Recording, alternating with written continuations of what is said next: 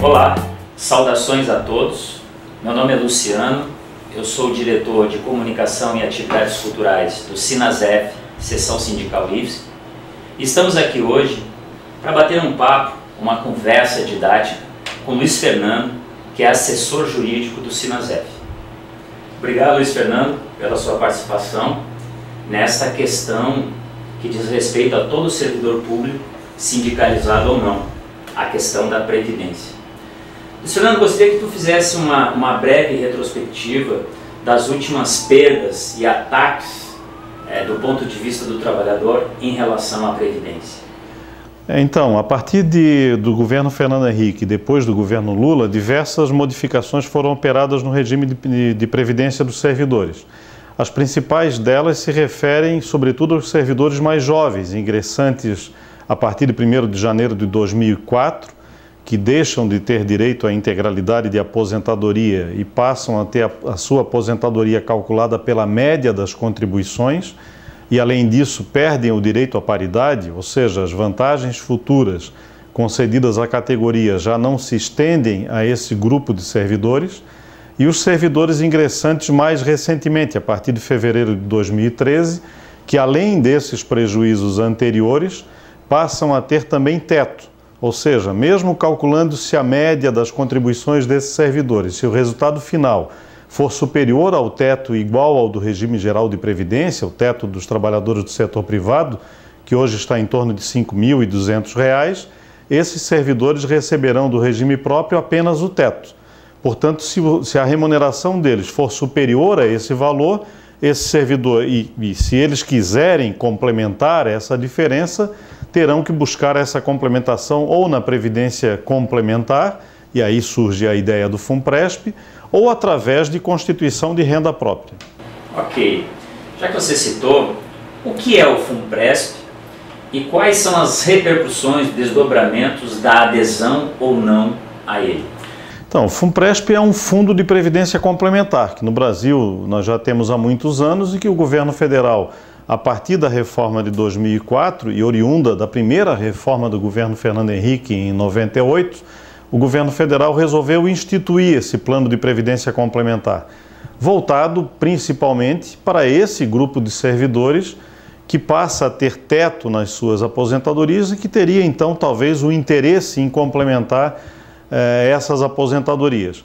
O problema mais grave que eu vejo no regime de previdência complementar dos servidores públicos, em primeiro lugar, é o fato da modalidade de definição do valor da aposentadoria ser por contribuição definida e não por benefício definido.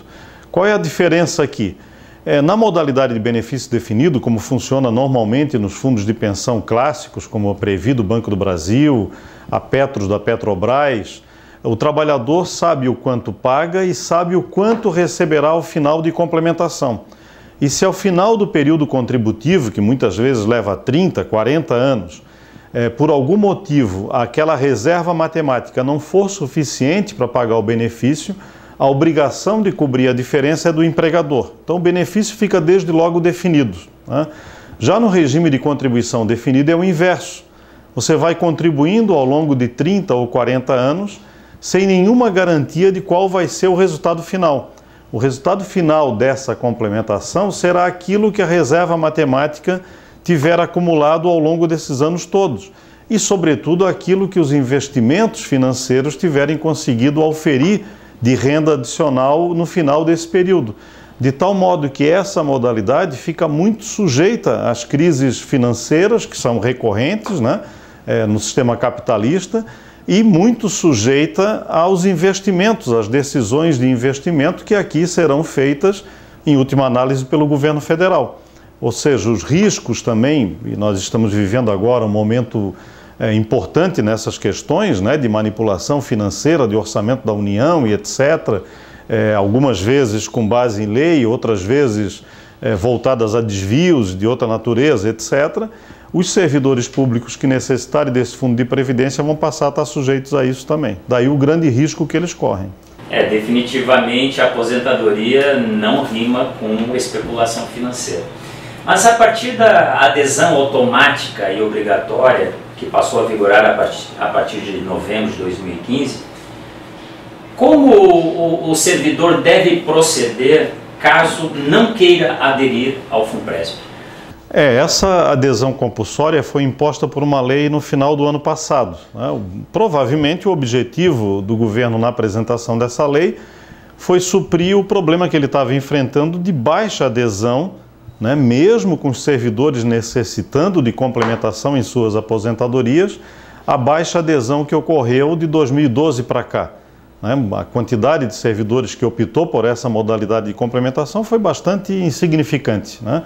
O que levou o governo federal a adotar essa medida, ou seja, os servidores que ingressaram a partir de novembro do ano passado, ingressam já aderindo compulsoriamente ao FUNPRESP e poderão manifestar a sua intenção de não participar no prazo limite de 90 dias, contados esses 90 dias do dia da posse.